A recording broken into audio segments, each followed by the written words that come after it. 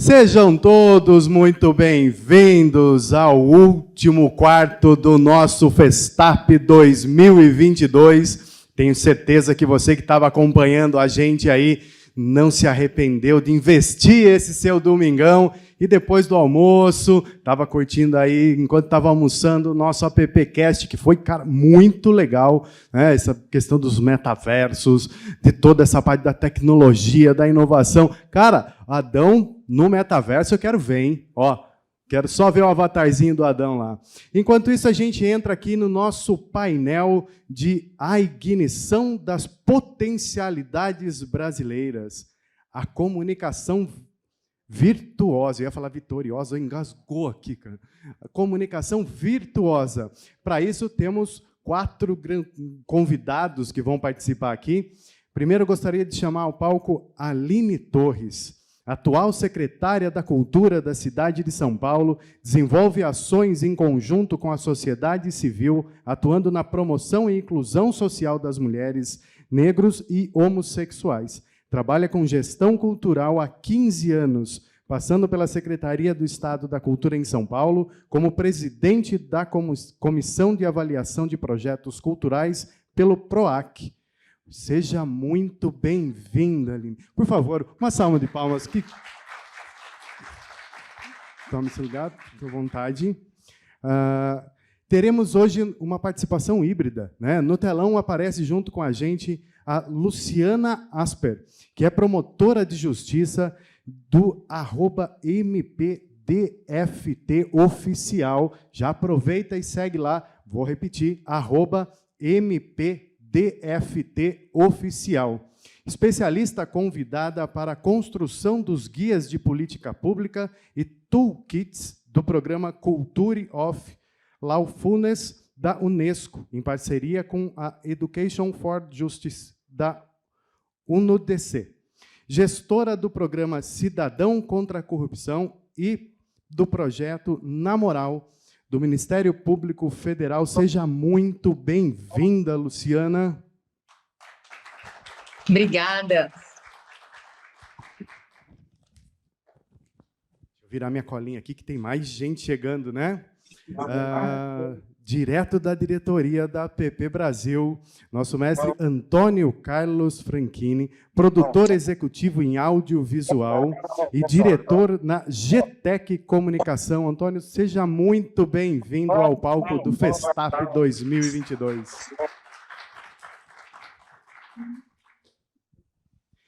E o nosso MC oficial, né? Vem aqui junto com a gente para brilhantar a nossa tarde, nosso mestre Luiz Carlos Correia, publicitário, diretor da COA, Consultoria, Treinamentos e Eventos, diretor na APP Brasil e na Regional de Campinas, coordenador, professor nos cursos de Publicidade e Design.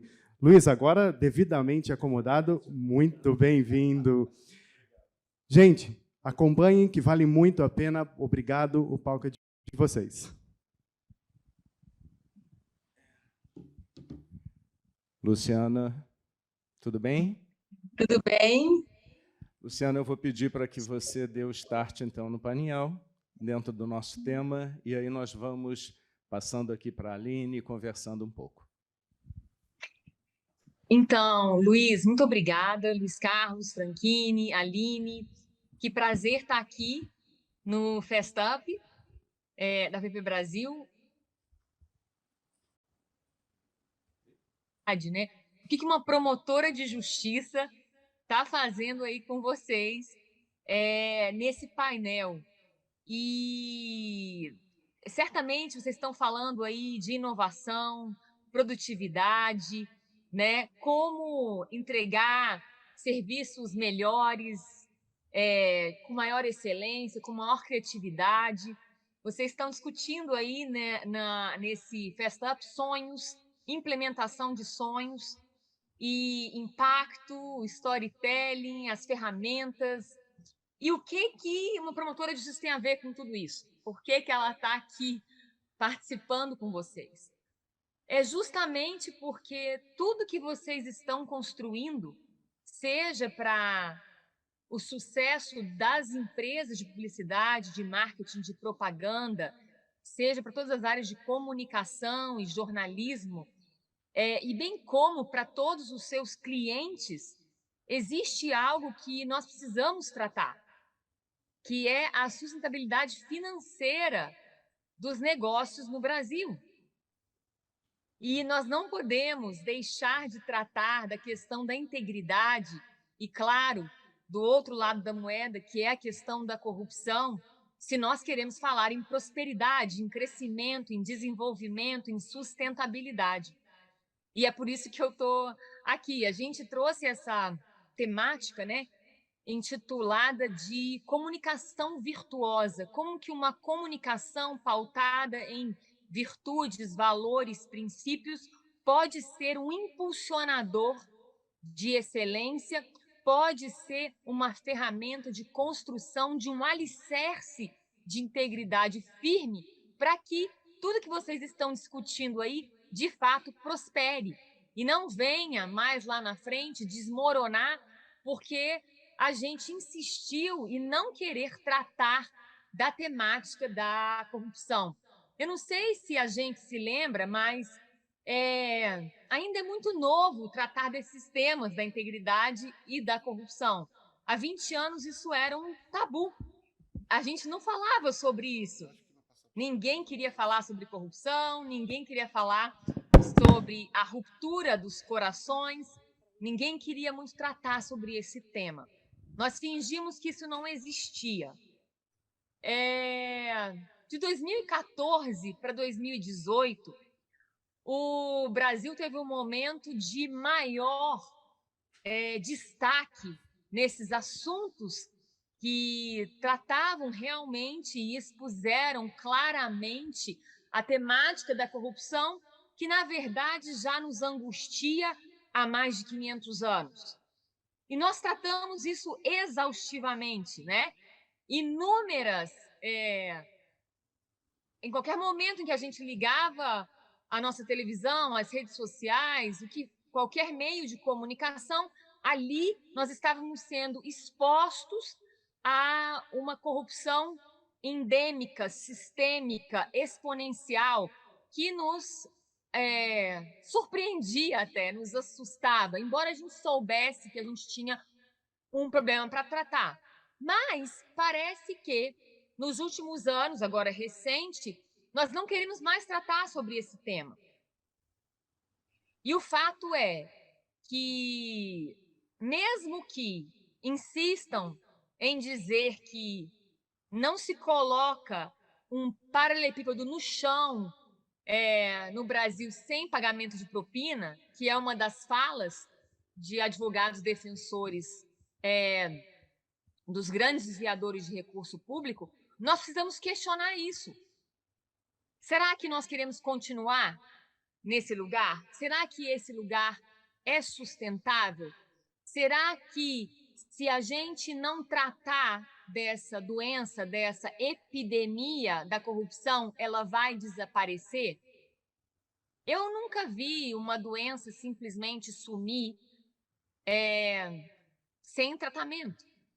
Eu também nunca vi adiantar muito tentar calar, matar ou excluir os médicos que diagnosticaram uma doença que a gente conhece há 500 anos.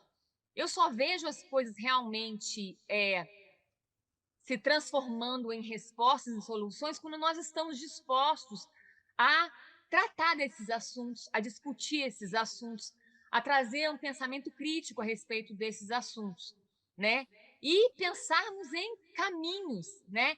Em caminhos, em alternativas, em esperança para tratarmos com tudo isso e sairmos de uma cultura de impunidade e corrupção e traçarmos, né, a trilha, mesmo que seja um rally, um tanto quanto doloroso, mas traçarmos esse caminho para um destino. E qual é o destino que nós queremos para o Brasil? É por isso que a gente começou com essa provocação, né? A ignição de potencialidades do Brasil. Será que cada um de nós, brasileiros, não carrega uma angústia no coração? Não existe em nós uma dor que nos impulsiona a fazer algo para que o nosso Brasil venha, de fato, se tornar a maior potência em todas as áreas? Ou será que a gente acha que essas riquezas todas que nós temos não é suficiente para o Brasil ser a potência número 1 em economia, em publicidade, na medicina, na biodiversidade, no agronegócio, nos negócios, na educação, nos esportes? Será que o Brasil não tem potencial para se tornar o número 1 em bem-estar social, em qualidade de vida, em segurança pública, na infraestrutura? Eu tenho certeza que todos nós brasileiros, a gente olha para a nossa realidade e o nosso potencial e nossas riquezas, e isso nos provoca uma inquietude e uma incoerência. E aí o convite do nosso tema aqui hoje é: como é que a comunicação pode ser um instrumento para nos impulsionar a sair dessa incoerência, a construir um Brasil segundo as suas potencialidades, né? Então, isso parte de um diagnóstico. Onde é que nós estamos hoje? Onde é que nós estamos hoje? Porque qualquer rota que você vai traçar, você precisa ter um ponto de partida e o alvo, um destino, né? Você precisa colocar isso lá no nosso aplicativo para a gente saber qual vai ser a rota a seguir. E aí eu quero perguntar para vocês, no intuito provocativo mesmo: será que o ponto de partida hoje que nós estamos, ele ainda há espaço para a gente continuar pagando por um metrô como o do Rio de Janeiro, que foi licitado por 880 milhões, e no final esse metrô custou 9,6 bilhões, quando os 880 milhões já era um valor altíssimo comparado com outros metrôs do mesmo porte? Será que nós estamos confortáveis com isso? Ou isso nos incomoda? Nós queremos fazer algo a respeito. Nós temos uma necessidade que nos impulsiona. Será que vocês que estão criando a comunicação podem ser atores fundamentais nesse processo de mudança, para que um dia a gente venha pagar por um metrô, através dos tributos que todos vocês arcam, apenas o que o metrô deve custar, segundo os princípios da administração pública, né? A entrega mais econômica possível, economicidade, eficiência, eficácia, né? Entregar o melhor pelo menor custo para o cidadão.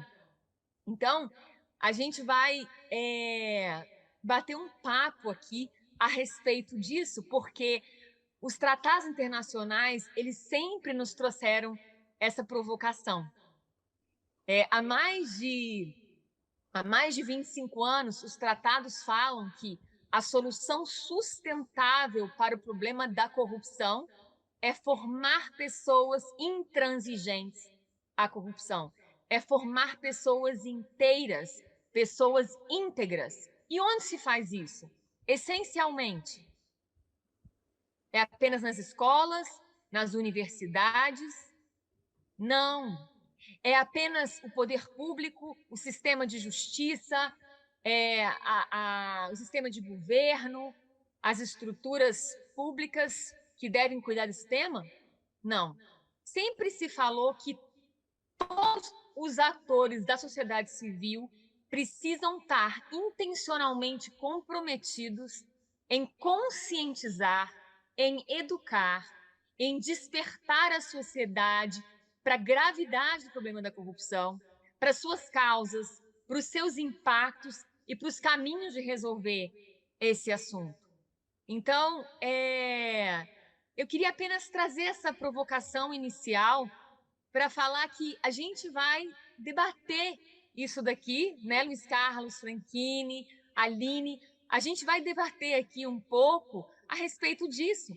Existem caminhos para a comunicação participar desse processo, para um jornalismo virtuoso, verdadeiro, de esperança, mas de verdade, de honestidade, de franqueza, né? Que não engana, que não mente, que não menospreza a inteligência das pessoas, que é franco, que é leal. Existe uma forma de fazer uma propaganda que busque no cliente um benefício para o cliente de forma sincera e honesta, que busque um ganha-ganha para aquele que está consumindo aquele produto ou está sendo alvo daquela propaganda. Então, só para trazer um pouquinho desse gosto, eu já queria devolver para o Luiz Carlos, porque senão eu vou me empolgando aqui falando demais.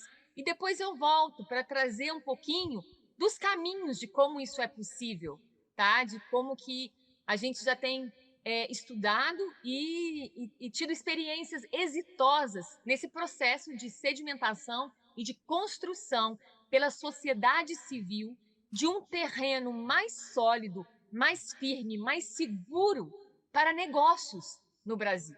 E não vivermos eternamente num terreno minado pelo risco da corrupção e da impunidade. Obrigada.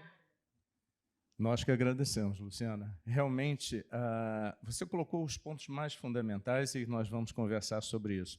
Eu vou trazer um pouquinho agora para cá, dizendo o seguinte: dentro da nossa área de comunicação, na verdade, nós buscamos sempre a qualificação do ser humano. Então, os cursos de comunicação sempre se basearam em trabalhar o ser humano e, claro, tecnicamente para o mercado. E, falando em ser humano, né, eu acho que ouvimos algumas coisas ainda agora, algumas palestras, eu até passei para a Aline, para você, para o Franchini, nós vimos novos cursos surgindo, claro, ainda no Brasil, porque esse tema está sendo debatido também aqui agora, mas a importância de trabalharmos princípios e valores que parecem terem sido perdidos durante alguns anos, não vou dizer 500, mas vamos lá, durante muitos anos, parece que esses princípios se perderam. Aline, quer falar um pouquinho para a gente? Bora lá. Primeiro, obrigada, Luciana, por essa reflexão complexa, né? Ela foi ali para falar de gasto público, de ética.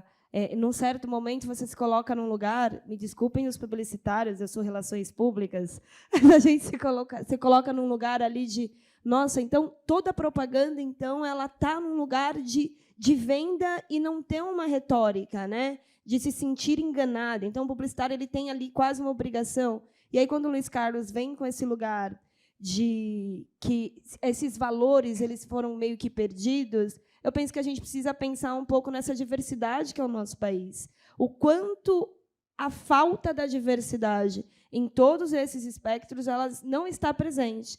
Ela está 100% ausente. E aí, na publicidade, quando você coloca essa diversidade, que isso começou-se, né, a ser trabalhado de um tempo para cá, ele parece ser um pouco forçado, ele parece ser um pouco por obrigação, e aí ele não sai natural. E aí, quando eu, como secretária de Cultura, eu penso na brasilidade através da cultura, porque a cultura, por si só, ela é uma diversidade. Como que, na cultura, a gente consegue trabalhar as pautas amplas, inclusive das pautas que a Luciana falou, de uma licitação de um metrô que começou com valor e terminou 10 vezes mais, né? Começou com Mi e terminou com Bi. Então, como que a gente consegue trabalhar na cultura essas pautas extremamente enrijecidas, pautas concretas? Eu acredito muito que a cultura ela é o melhor... Franchini, que é aqui do audiovisual, diretor de cinema, enfim, eu acho que ele pensa um pouco como eu, porque através dessa tela, dessa sétima arte, não só do cinema, mas da diversidade da cultura, que a gente consegue trazer um pouco da reflexão da sociedade sobre essas pautas. Quando o Luiz fala que essa ética foi perdida, como que a gente trabalha isso para essa ética voltar? A gente acabou de passar por um momento eleitoral onde o Brasil ele teve um direcionamento muito diferente do que nós imaginávamos, né? A gente está num país um pouco geracional. Essa geração do TikTok, essa geração do imediatismo, essa geração de poucas leituras, né? Da dancinha, de profissionais médicos e outros profissionais que estão aderindo a esse outro caminho da publicidade para se conseguir atrair o público, ele atrai um público de verdade? Como é que a gente está nesse humanismo? Como é que a gente está trabalhando tudo isso? Então, eu acho que a gente tem aí algumas fases geracionais, e aí, quando você falou dessas profissões que ele apresentou aqui, são lugares, são profissões que vai demorar muito para a gente começar a trabalhar isso nas nossas universidades, infelizmente, porque é um processo para chegar no Brasil mais complexo, até porque nós, humanos brasileiros, estamos em outra fase de metamorfose. Mas a gente precisa começar a se questionar e trabalhar isso. Como que a gente vai começar a trabalhar dentro das nossas profissões, das nossas famílias, das nossas universidades, os professores, né, os líderes de trabalho, empresas? Como que a gente vai começar a colocar essa ética, essa diversidade, essa pluralidade que tem dentro do nosso país de maneira mais natural, refletindo de verdade o quanto aquilo é bom para o outro e não só vendável, que é muito do que ela falou, do que a Luciana falou. Como que a gente consegue colocar essa diversidade sem fazer uma propaganda que pareça apenas uma obrigação, que eu preciso colocar um casal, uma característica, uma ferramenta, alguma coisa ali que pareça forçado que eu preciso falar com aquele público, e não trazer aquele público para dentro, para aquele público refletir o que de verdade fala dele. Acho que eu trabalhava no Estado e a gente estava num momento de trabalhar com quilombolas. E aí, alguns gestores eles sempre faziam alguma coisa que é não ouvir o outro. Não, a gente vai fazer uma ação num quilombola, num território quilombola, e a gente vai levar para lá uma biblioteca. E aí chega lá, constrói a biblioteca, leva um monte de livro de X segmentos, de X conteúdos, e aí ninguém tem interesse naquilo. Eles não querem ler aqueles livros. Aí fala, não adianta fazer política pública para quilombola, porque quilombola não está preocupada em leitura. Não, amigo, mas você foi lá, sentou com os quilombolas e falou, escuta, qual é a necessidade de vocês aqui? O que vocês precisam de verdade? O que falta? É um movimento de escuta, que eu acho que essa ética está faltando e a publicidade também está faltando nesse lugar. E aí, quando você escuta e fala, não, entendi, é isso que você precisa, e aí você usa políticas públicas para usar essa ferramenta de verdade, a gente consegue fazer com que tenha uma ação perene e uma ação que, de fato, mude a vida das pessoas e que ela não precisa ser exorbitante igual o valor do metrô do Rio de Janeiro. Eu acho que é esse caminho que a gente tem. Boa tarde para todos. Eu creio muito, ao longo da minha vida, que nós temos que estar atentos às fontes primárias. Qualquer tema que me chega, que eu desconheço, ou conheço parcialmente, eu procuro identificar qual é a fonte primária daquele tema. Eu acredito que, ao longo do tempo, por razões qualquer, nós começamos a construir textos e subtextos e outros textos a partir de fontes primárias. O exemplo aqui do quilombola, que eu tive uma vez um trabalho interessante aqui na Serra do Mar, com o território quilombola.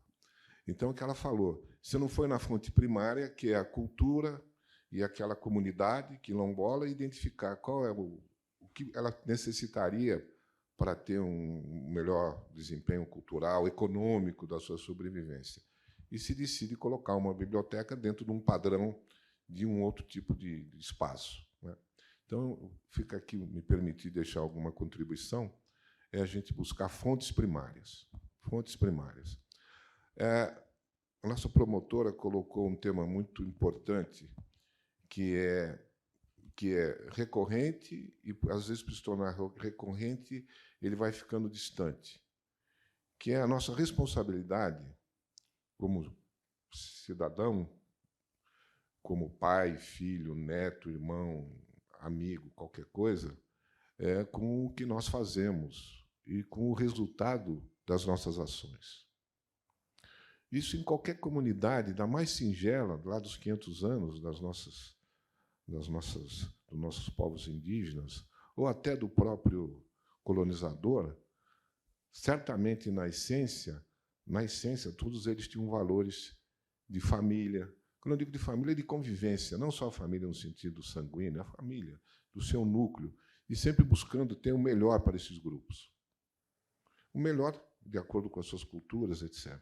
Que é a convivência saudável, a convivência que seja generosa, a convivência que possa ser compartilhada ou misericordiosa. Aqui não estou fazendo bom mocismo, não. Estou dizendo que essa é a sobrevivência de uma civilização.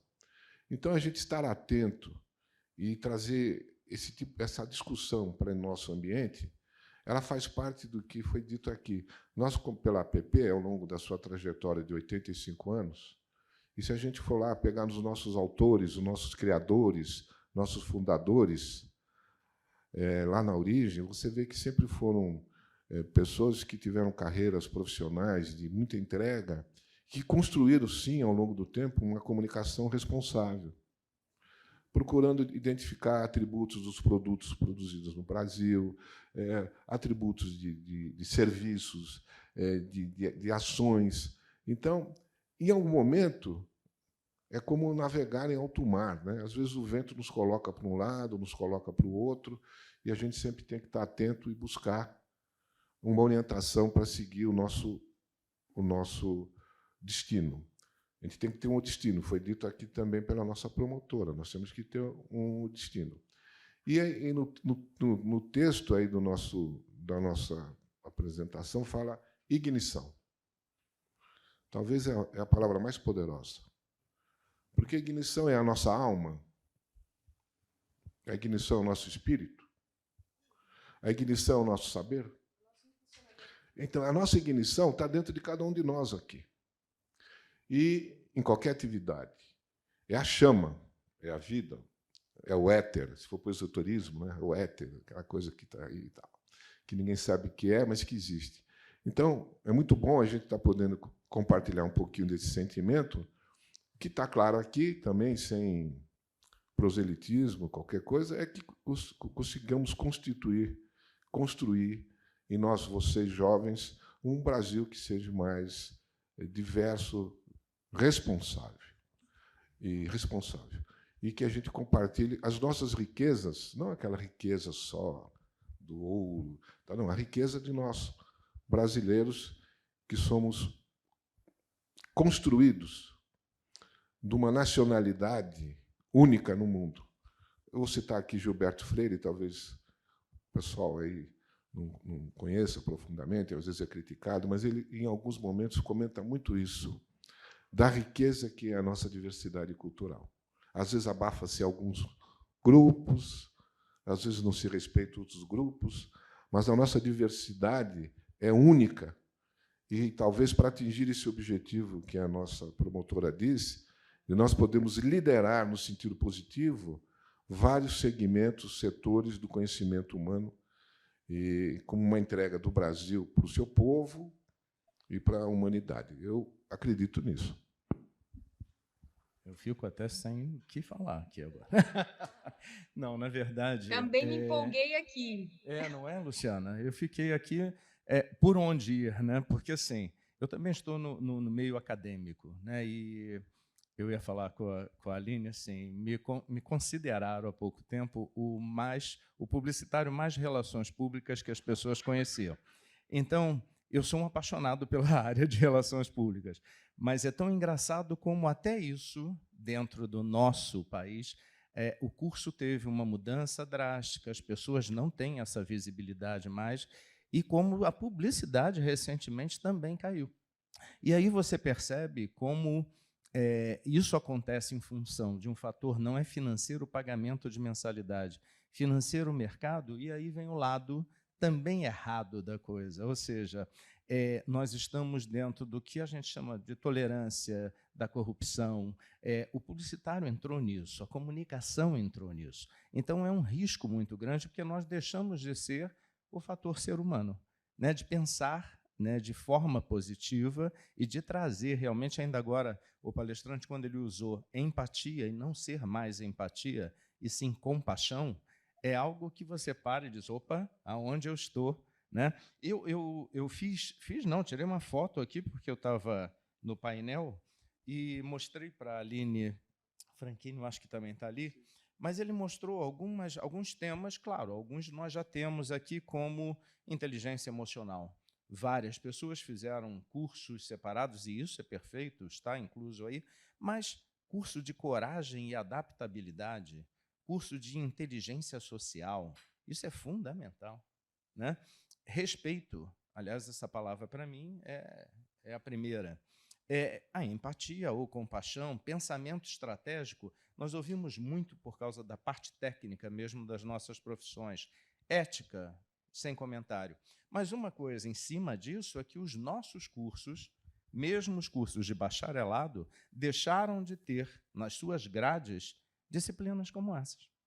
Tá? Ou seja, nós tiramos algo essencial do ser humano. E isso é um retorno. Deveríamos trazer isso de volta, brigar por isso, para que as pessoas tenham também dentro das suas universidades e escolas disciplinas, não necessariamente só os cursos, mas são mini-cursos que abordem exatamente temas como esses. Luciana queria falar? Perfeito, Luiz Carlos. Não, só, assim, exatamente esse caminho que a gente tem que traçar para alcançar o alvo que nós queremos para o Brasil. Então, esse é o processo que tem uma ignição, como bem colocou o Franchini, que é o próprio ser humano, né? O ser humano, em sua inteireza, precisa voltar-se para si. Esse processo de autoconhecimento, de responsabilidade, a gente está vivendo um momento que é um convite à responsabilidade mesmo. Mas por que nós abandonamos esses temas? Por que deixamos de falar de coragem, de resiliência, de honestidade, de verdade, de franqueza, de lealdade? Por que deixamos? A gente tem que entender o porquê.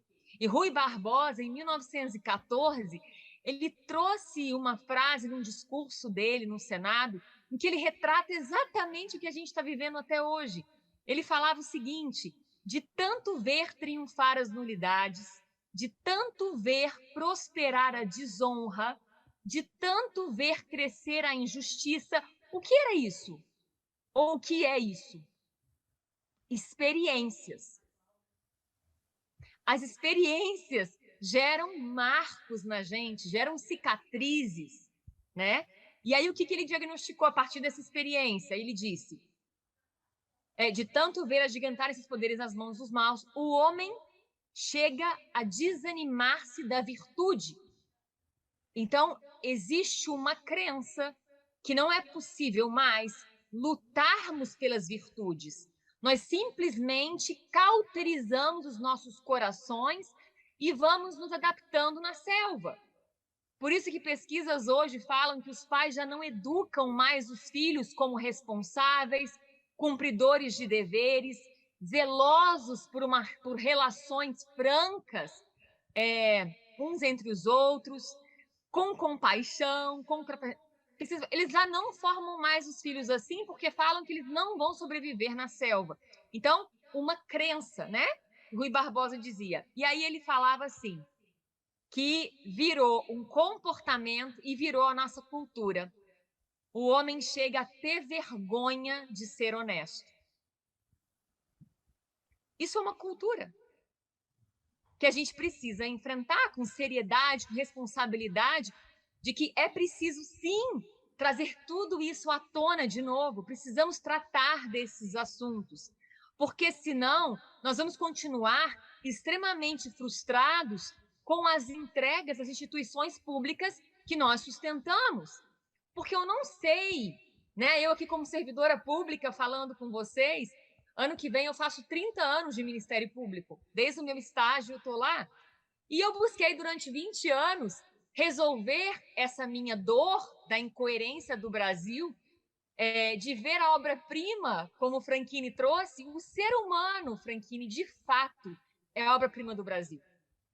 Se nós temos a Amazônia, se nós temos a terra mais fértil, o clima mais perfeito, os minérios, as maiores hidrovias ou potencial hidroviário, potencial hidrelétrico, as praias mais lindas, né? Essas riquezas todas, elas não se comparam ao brasileiro.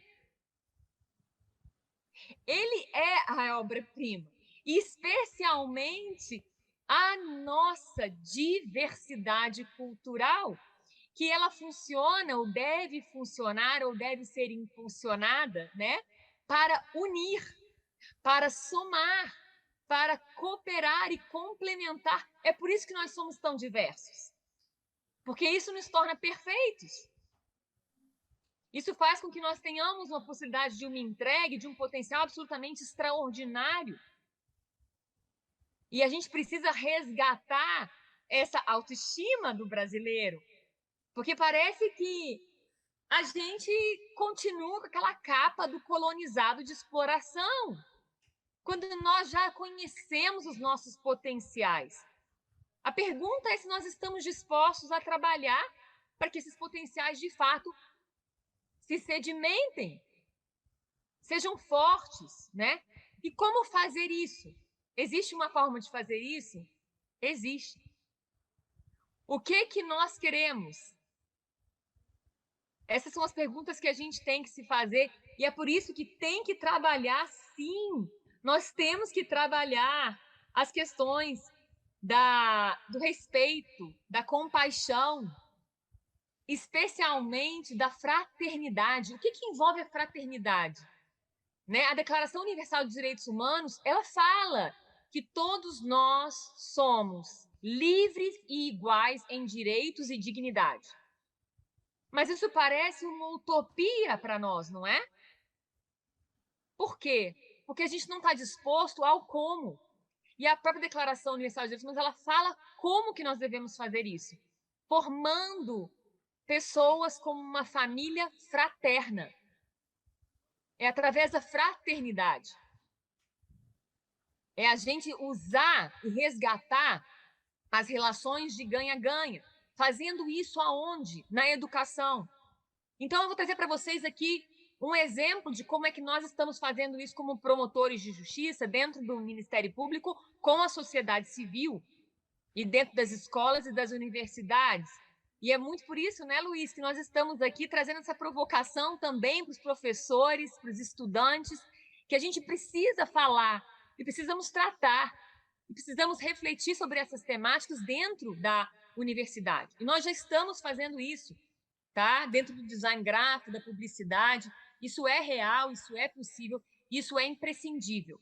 Será que vocês imaginam que todos os contribuintes custeiam um sistema bilionário de formação de servidores públicos para que nós possamos entregar para a sociedade excelência, que possamos entregar, sim, moralidade, legalidade, impessoalidade, economicidade?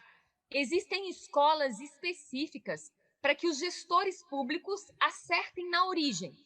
Eles venham a gerir os recursos que o contribuinte depositou nas mãos dele e ele vem entregar o melhor serviço possível, com o menor custo possível para a sociedade. Vocês têm ideia disso? Existem essas escolas todas. Aí eu quero perguntar para vocês: vocês estão satisfeitos com as entregas das instituições públicas? A justiça entrega justiça? Ou entrega impunidade? Lentidão, morosidade, burocracia. O parlamento está entregando as principais pautas do povo: combate à corrupção, segurança pública, educação, saúde, infraestrutura. As leis estão postas para isso? Ou muitas vezes nós temos uma lei que diz: é proibido corromper, ou querem aumentar as penas da corrupção, tornar a corrupção um crime hediondo, e eu tenho outras 20 leis ou 20 caminhos para desconstruir aquilo que eu disse que era proibido. Segundo, o contribuinte, ele arca com um sistema de controle para evitar os desvios de recurso público. Esse sistema de controle também é muito caro, ele custa muito, ele precisa existir, mas ele está sendo eficiente? Ele está impedindo os desvios? Vamos olhar para o metrô lá? Ou para os apartamentos, bunkers de milhões e milhões? os desvios de bilhões está sendo eficiente. E terceiro tripé, o sistema de justiça, que envolve as leis, a aplicação das leis, os juízes, Ministério Público, advogados, defensores, está entregando também para o cidadão justiça? Ou muitas vezes ele trabalha uma coisa, ele diz uma coisa, vence todas as instâncias e depois, 4 anos depois, ele encontra uma firula jurídica para anular tudo aquilo que ele disse, que estava comprovado e que foi confesso por todos os réus e colaboradores. Então, as instituições são pessoas, que é o que a gente está tratando. Se nós formarmos pessoas inteiras, pessoas sem o seu coração rompido, sem o seu cor rompido, nós vamos ter um dia instituições também que entregam as suas vocações institucionais, porque as pessoas que nós desejamos, Franchini, não virão de Marte nem de Júpiter. Tem que serem formadas aqui mesmo, nas universidades, nas escolas, nas famílias, nas organizações como um todo. E são as relações humanas em que nós podemos, de fato, experimentar a nossa integridade. A integridade não existe na teoria, ela existe nas relações. Então, esse é o convite que nós fazemos para a comunicação, resgatarmos as virtudes que Rui Barbosa disse que nós deixamos de valorizar em 1914. Obrigada. Luciana, na verdade, você falando de resgatar, de buscarmos, nós já começamos aí um caminho, e a ideia... Vai ser só um spoiler, tá, Luciana? Eu não vou falar aqui, mas esse projeto, na moral, é um projeto que a APP inicia com o Ministério Público Federal, e eu estou aqui convidando oficialmente a secretária de Cultura a participar conosco também dentro desse processo. Nós queremos levar, através da educação, ou trazer, ou resgatar, vamos usar, exatamente os princípios, valores, virtudes, mas de quem somos nós, como seres humanos, para poder transformar esse caminho da comunicação e deixar realmente um pouco melhor, até mesmo a nossa profissão, que ultimamente não tem sido tão bem olhada assim, mas que ela possa ser vista da melhor maneira possível, porque nós vamos fazer isso, nós temos que fazer isso, o resgate é nosso. Nós temos, eu acho que só uns 3 minutos, aliás, 2, nem 1 minuto, então vamos, eu vou pedir para a Aline ter as últimas palavras e o Franchini também. Bom, como eu disse no início, fica aqui a minha mensagem. Primeiro, buscar as fontes primárias.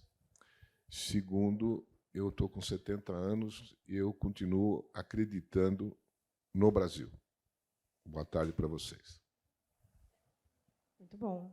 Bem, Luciana dando uma aula aqui para a gente fazer reflexão. Como é que pode uma frase de 1914, é isso, né? Ela estar tão atual em 2022. E aí, Luiz, eu acho que a gente não está... A publicidade ela não está sendo tão mal olhada assim.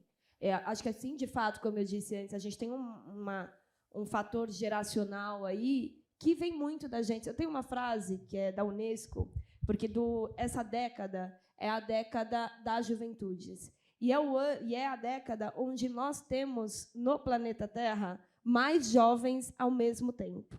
Então, essa geração em especial agora dessa juventude, ela precisa ser... A frase gerações fracas criam gerações fortes, e assim sucessivamente. E aí eu fico aqui na interrogação de vocês se essa geração é a fraca ou a forte. Eu acho que a geração dos meus pais foram uma geração forte, a minha geração é uma geração fraca. Então, eu ainda tenho muita expectativa e acredito que é possível dessa próxima geração não ser uma geração de imediatismo, não ser uma geração que não lê só a capa do livro e que não está preocupada só com uma dancinha de um aplicativo.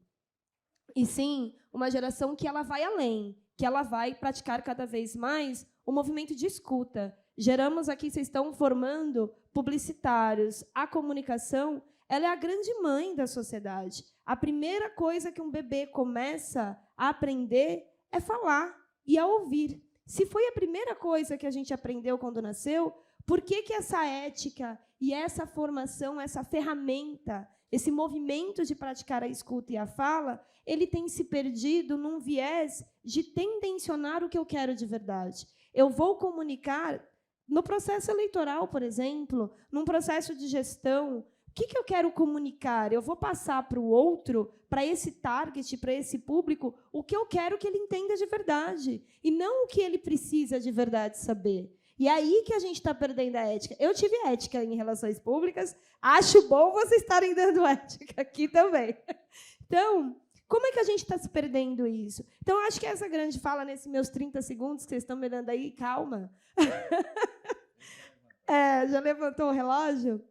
Mas eu acho que a nossa grande missão é conseguir... Isso vai muito para nós, dessa geração de... Eu não tenho aqui 30 anos de trabalho como Franchini, eu tenho 36 anos de idade, mas eu tenho espírito de preto velho, eu tenho alma velha, então eu tenho algo muito para contribuir e repassar aos meus, que é essa geração que a gente precisa, sim, fazer com que eles sejam uma geração forte, para que eles sejam uma geração que, quando forem para os cargos eletivos, não sejam uma geração, não sejam parlamentares do grito, não sejam para, quando chegar lá, como a Luciana falou, dessa entrega. Será que a gente está, de fato, feliz com a entrega do judiciário, com o que ele está nos entregando, e com as próprias gestões? Mas será que a gente está conseguindo comunicar a nossa insatisfação com todos eles? Ou a gente está aceitando tudo isso? E o não aceitar, quando a gente não aceita, só gritar resolve? Ou entender, de fato, como funciona esse processo, para que a gente trabalhe, para que ele seja construtivo, de fato, para todos, é um melhor caminho. Então, acho que a gente tem aí vários pontos para refletir e do quanto nós estamos sendo propositivos com isso. O quanto a nossa brasilidade, a nossa diversidade, a nossa cultura, ela está, de fato, dos dois lados da plateia. A plateia está no palco. Os professores, os alunos, a gente precisa se questionar o quanto esses espaços eles são hegemônicos e o quanto essa hegemonia ela não é positiva para o nosso país. O quanto se olhar e não se ver é negativo para o outro. E é isso que a gente precisa fazer. Então, eu acho que aqui essa pauta ela foi... Obrigada. Essa pauta ela é intrínseca para todos, né? O quanto cada um tem um pontinho de responsabilidade e para mudar esse cenário na comunicação, na falta da ética, e para que a gente não precise chegar igual à China, para que a gente não precise começar a fazer formações, cursos específicos de compaixão. A gente perdeu a compaixão. Cursos específicos de ética. A gente perdeu de verdade a ética quando falamos aqui que os pais estão deixando de criar seus filhos. Meu filho, eu sou um pai de falto, a minha cria de 12 anos está aqui para me acompanhar e entender que é assim, que a gente precisa, sim, ter os dois lados da moeda, que a gente precisa ouvir, refletir, respeitar e depois falar. Como que a gente está conseguindo produzir essa próxima geração? Então, acho que a gente tem aí longas missões árduas, mas bora de amor e coragem. Obrigada.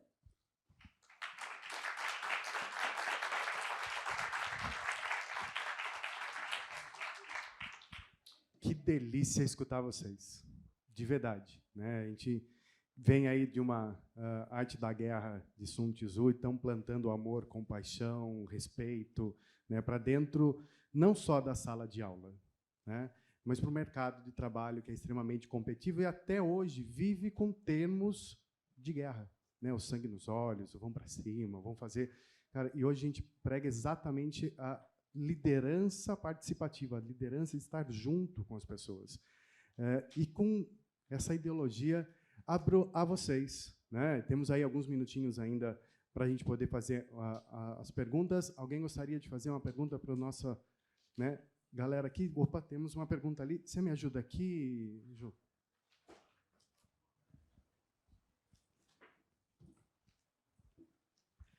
Oi, gente. Primeiro, muito obrigado pelo conteúdo, riquíssima exposição de todos aí.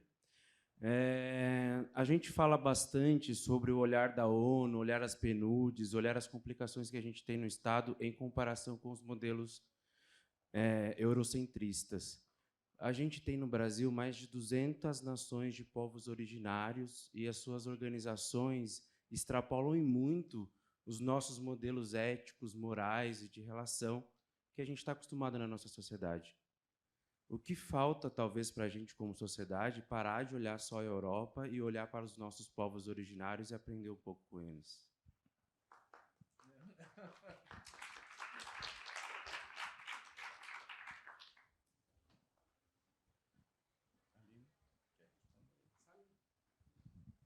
É que eu achei tão perfeito, era uma pergunta.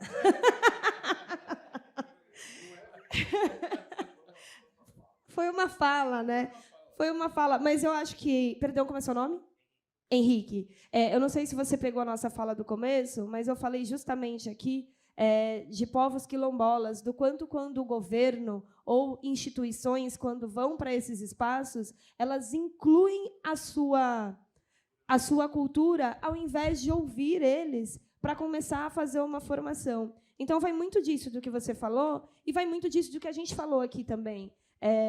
O Luiz Carlos ele falou de um outro expositor aqui que apresentou temas que de faculdades, de cursos estão sendo dados na China, que era a nossa principal ferramenta do Brasil. Nós, quando se fala de Brasil, quando se fala da nossa brasilidade, fala da nossa diversidade. O que a gente tem de mais rico é a nossa diversidade. E a gente está deixando ela escapar. A gente está deixando que essa diversidade ela seja a nossa principal riqueza para que vire um problema. E é aí que a gente está errando. Então, eu coaduno perfeitamente com o que você falou. Quer falar, Franquini? Isso é recorrente, nós também, na nossa fala, colocamos que a nossa sociedade foi construída com seus problemas todos, mas que a origem nossa, dos nossos povos, nós comentamos isso, todos eles, quando você faz um estudo detalhado na comunidade, seja indígena, etc., os valores eram valores permanentes de respeito ao grupo, ninguém fazia corrupção.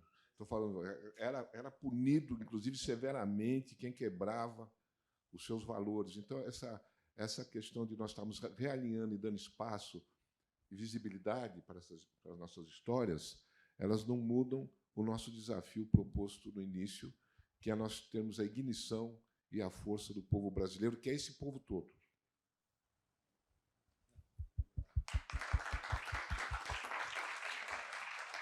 Em nome do povo Posso brasileiro, comentar para fechar? eu lhe agradeço. Né? Lu, quer falar? Só para fechar, dentro disso, a gente falou, né, que a nossa diversidade justamente e o próprio ser humano brasileiro e essa riqueza toda é a nossa maior ferramenta, é o nosso maior triunfo para o Brasil poder alcançar as potencialidades. E aqui eu queria fechar, porque eu sei que a gente está encerrando, e apenas dizer o seguinte: se vocês puderem focar em suas atividades de comunicação, como jornalistas, propaganda, publicidade, marketing, tudo que vocês estiverem fazendo, passar por um crivo de buscar ignite, impulsionar o ser humano a um encontro com a sua identidade, o autoconhecimento, quem a pessoa é em termos de virtudes, princípios, forças de caráter, como que ele quer se relacionar com o outro, o que é liberdade, liberdade no sentido de ter uma vida coerente com aquilo que você disse que você é, e a criatividade para ser leal, para caminhar a sua vida leal àquilo que você disse que você carrega. E isso está muito relacionado ao servir, ao extravasar, ao entregar esses tesouros todos que cada brasileiro, na sua diversidade, carrega. Por quê? São justamente essas entregas, esse servir, esse extravasar, que fazem com que a gente venha resgatar a nossa integridade, quem nós somos, porque muitas vezes fomos levados a nos corromper buscando o egoísmo, o interesse próprio e a autorrealização, quando o ser humano foi feito para servir e se realizar na entrega e no significado nas relações com o outro. E isso é a essência da fraternidade, de viver como irmãos. Gente, muito obrigada por ter participado com vocês aqui. Obrigado a gente, Lu. Delícia poder escutá-los, uma aula, né, de comprometimento, de ética, de responsabilidade, não só na comunicação, né, mas na vida. Gente, vou pedir para vocês, palco, muito, muito obrigado. Deus os abençoe. Para que a gente continue o nosso Festap 2022, vamos aproveitar aqui enquanto, né, a gente está encerrando aqui. Lu, segura um pouquinho aí que vai aparecer uma foto aqui oficial, né, do painel junto com vocês.